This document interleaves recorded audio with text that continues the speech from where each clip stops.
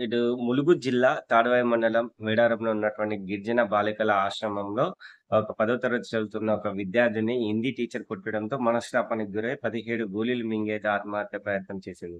తల్లిదండ్రులు చెప్తున్న విషయం ఏందంటే 10 రోజుల క్రితం మా కూతురు జ్వరంతో బాధపడితే మేము ఇంటికి తీసుకెళ్ళి మళ్ళీ తీసుకొచ్చామని, ఈ సమయంలో తను హోంవర్క్ చేయలేదని, ఈ నేపథ్యంలో హోంవర్క్ చేయనందుకు ఇటు హిందీ టీచర్ జుట్టు పట్టి లాగి కొట్టడంతో అటు యువతి మనస్తాపానికి గురై ఆత్మహత్యకి ప్రయత్నం చేసింది. దీంతో అక్కడున్న టీచర్లు వెంటనే ములుగు ప్రభుత్వ ఆసుపత్రిలో జాయిన్ చేయడం జరిగింది. ఇప్పుడు యువతి పరిస్థితి అయితే నిలకడగా ఉందని చెప్పొచ్చు. కానీ ఇక్కడ 2 విషయాలు గమనించాలి.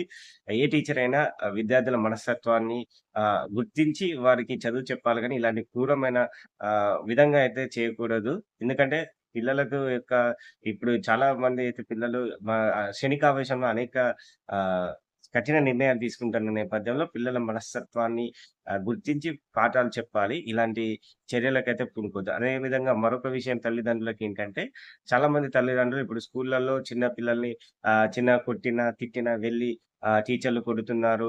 మాకు ఇట్లా అయినాయి, అట్లా అయినాయి అని చెప్పి టీచర్లను ఇబ్బందులకు గురి చేస్తున్నారు. అది కూడా కరెక్ట్ కాదు. ఎందుకంటే పిల్లలకు భయం లేకపోతే చదువు రాదు. ఆ తర్వాత మీరే వచ్చి స్కూల్‌లో చదువు సక్కలేదు, మా పిల్లలు చదువుతలేరు అని చెప్పి ఇబ్బందులకు గురి చేస్తారు. సో, పిల్లల్ని క్రూరంగా కొట్టొద్దు. అదే విధంగా భయం లేకుండా గూడా స్కూలుకి పంపొద్దు. కొంచెం భయంతోనే వాళ్ళు వెళ్తే టీచర్లు గూడా చెప్పింది పాఠాలు వింటారు. వారు గూడా సెట్ అయితారు. ఈ నేపథ్యంలో మా రోజులల్లో స్కూలుకి పోతే పొట్టు కొట్టేది. అప్పుడు డస్టర్‌లనేవి చెక్క డస్టర్‌లుండేది. వాటితో మట్టల పైనుంచి పొట్టు కొట్టేది. అయినా గూడా మేము అక్కడనే ఏడిచేది. ఇంటి వరకు గూడా పోకపోయేది. ఎందుకంటే మర్చిపోయేది. మా పేరెంట్స్ కూడా చెప్పకపోయేది.